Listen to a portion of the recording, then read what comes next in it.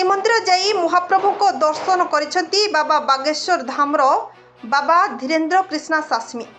कड़ा सुरक्षा मध्य श्रीमंदिर जाई महाप्रभुंकर से दर्शन करिसेंती। श्रीमंदिर को जीवा पूर्व ब्यारिकेड अपेक्षा करथिबा भक्तों को बाबा धीरेन्द्र कृष्णा सास्मी हाथ हलाई अभिवादन जणाइथिले।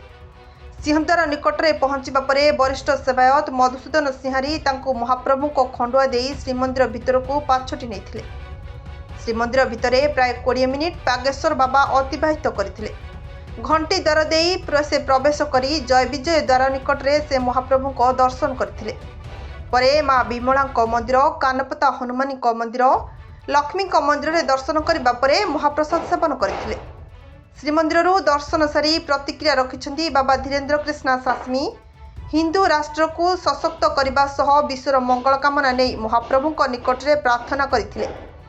महाप्रभु को प्रचार और प्रसार पाई से सबुबले चेष्टित बोली निज प्रतिक्रिया रे कहबा सह समग्र देश को गोहत्या बंद करा जिबा आवश्यक बोली से निज प्रतिक्रिया रे कहिथिले।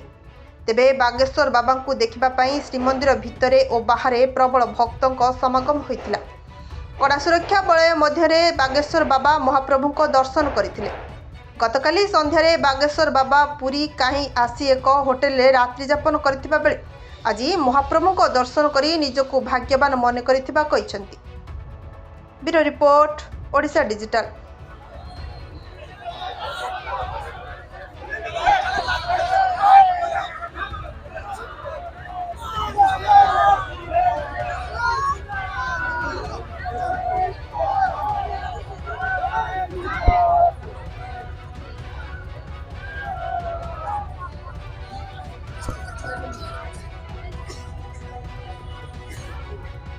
अब तुम क्या करो? क्यों एक वाला को धक्का मत दो। अरे धक्का मत दो, सामने धक्का मत दो। अरे तुम अरे क्यों धक्का मत दो?